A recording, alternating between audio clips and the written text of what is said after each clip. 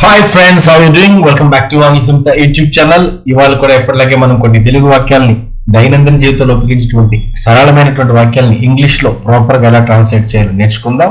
Video చూసే ముందర screen shot తీసుకుని ఈ thumbnail లో ఉన్నటువంటి సెంటెన్సెస్ ని మీ అంతటి మీరు ఇంగ్లీష్ లో ట్రాన్స్లేట్ చేయడానికి ప్రయత్నించండి. ఆ విధంగా మీరు ఈజీగా ఇంగ్లీష్ ని నేర్చుకోగలుగుతారు. Let's begin the video.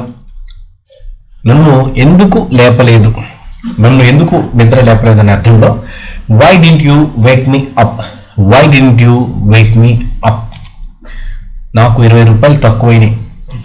I'm short by 20 rupees, I'm short by 20 rupees.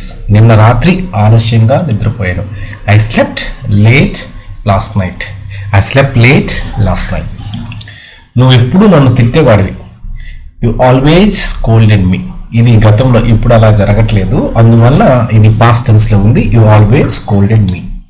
ఈ షర్ట్ ఖరీదు ఎంత? What is the cost of this shirt? How much does this shirt cost? ఈ విధంగా మనం అడగచ్చు.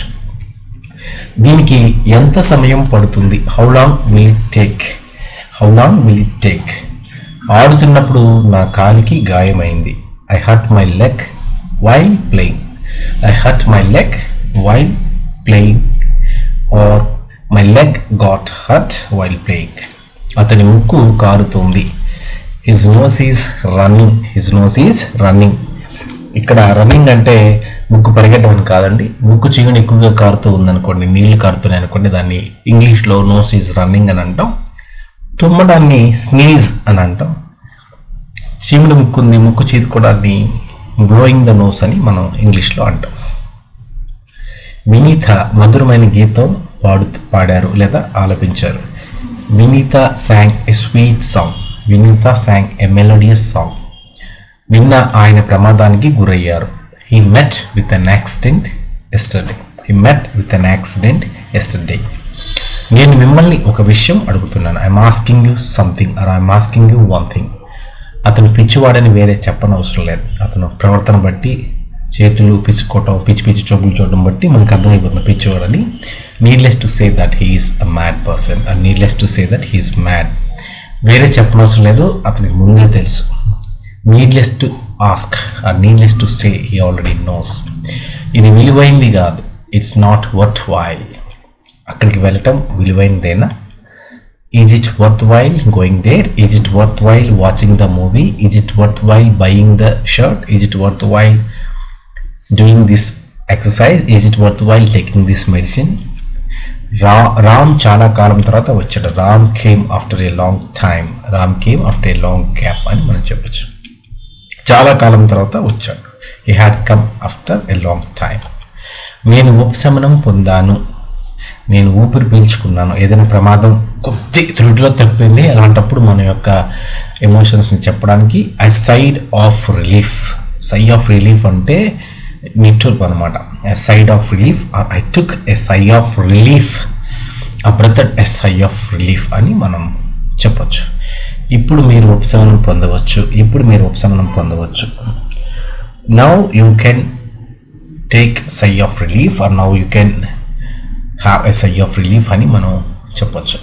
మీరు నాకు రాముణ్ణి గుర్తు చేస్తున్నారు. You remind me of Ram. మీ ముఖం నాకు ఎవరినో గుర్తుకొస్తుంది, మిమ్మల్ని చూస్తే ఎవరో గుర్తుకొస్తున్నారు. Your face reminds me of someone. మా మేనమామ నిన్ను పెంచాడు. My maternal uncle brought you up. ఇది స్పోకెన్ ఇంగ్లీష్ పరంగా సరైనటువంటి వాక్యమే, కానీ మామూలుగా ప్రాక్టికల్గా మా మేనమామ నిన్ను ఎందుకు పెంచుతాడు, అందువల్ల మీ మేనమామ నిన్ను పెంచాడు అనేది ప్రాపర్. బట్ ఇంగ్లీష్ నేర్చుకోవడానికి మనం కొన్నిటువంటి తమాషా వాక్యాలు వాడాల్సి వస్తుంది. నేను ఢిల్లీలో పెరిగాను. I was brought up in Delhi. ఒకవేళ ఢిల్లీలో పుట్టి పెరిగానని చెప్పడానికి I was Born and brought up in Delhi అని చెప్తాం. ఆలోచించి కార్యలోపంకి తెచ్చాడు. He thought and put it in to practice, or he thought and thought got materialised, or he thought and materialised అని మనం సింపుల్గా చెప్పచ్చు. కళలను సాకారం చేస్తాను. I will materialise your dreams, I will materialise the dreams. నేను ఎప్పుడు మీకు అండగా ఉంటాను. I always stand by you, I always support you. ఆయన నాకు అండగా నిలిచాడు. He had stood by me, he had supported me. అతను వణికిపోతున్నాడు. He was shivering or he was trembling అనేది పాస్ట్ టెన్స్లో అయితే మనం చెప్తాం. అదే ఇప్పుడు వణుకుతున్నట్లయితే హీఈస్ షౌరింగ్ లేదా హీఈస్ స్కంబ్లింగ్ అని మనం అంటాం. రాహుల్ రెచ్చిపోయాడు, Rahul was on fire, Rahul అద్భుతంగా సెంచరీ చేశాడు, రెచ్చిపోయిన చెప్పడం రాహుల్ వాజ్ ఆన్ ఫైర్ అని మనం చెప్పొచ్చు. నా మాట వింటున్నావా? Are you listening to me? Are you listening to me? ఇంగ్లీష్లో లిజనింగ్ అండ్ హియరింగ్ అని రెండు ఉంటాయి. లిజనింగ్ అనేది మనం యాక్టివ్గా క్రియాశీలకంగా వినాలనే ఒక ఉద్దేశంతో వినటం. హియరింగ్ అనేది మనం ఏదో పని చేస్తున్నప్పుడు ఏవో కొన్ని మనకి వినిపిస్తుంటాయి, అవి హియరింగ్ అనమాట. నేను ఏమేమి తినవచ్చు? What all can I eat? What all can I eat? ఏదైనా ఉపవాసం ఉండాలా, పథ్యం ఉండాలా అని అడిగేటువంటి అర్థంలో మనం what all can I eat అని అనొచ్చు. ఈ రోజుల్లో విపరీతమైన పని ఒత్తిడి ఉంది. There is a huge work pressure these days. అబ్బాయిలు టీ తాగుతున్నారు. The boys were taking tea or the boys were having tea. నేను మీకోసం ఎదురు చూస్తున్నా. I was waiting for you. ఇది నేను నీకోసం ఎదురు చూసానని అర్థంలో. అది ఇప్పుడు చూస్తానికి మనం ఐఎమ్ వెయిటింగ్ ఫర్ యూ అని మనం చెప్పొచ్చు. ఇదే మొబైల్ నాకు కావాలి, సేమ్ ఇలాంటిదే నాకు కూడా కావాలి. This is the very mobile I want. ఇలా వెరీ అని ఇదే విషయము లేదా ఇదే వస్తువు అని చెప్పడానికి మనం very, this is the very mobile I want, this is the very person I'm searching for, this is the very video I'm looking for అని మనం వాడచ్చు. ఇవి నా పుస్తకాలు, అవి నీవి. These are my books, those are yours. These are my books, those are yours. నేను వెళ్ళాలని నిశ్చయించుకున్నాను. I'm determined to go or I have decided to go. ఈ రోజులను అతను ఆస్వాదిస్తున్నాడు. రిటైర్మెంట్ అయిపోయింది, ఇప్పుడు ఉండేటువంటి ఈ రోజులు అతను ఆస్వాదిస్తున్నాడు. Is enjoying these days. మీరు టేబుల్ శుభ్రం చేస్తున్నారు. You are cleaning the table. ఆ టైంలో నేను వచ్చాను, మీరు ఏం చేస్తారంటే టేబుల్ని శుభ్రపరుస్తారు.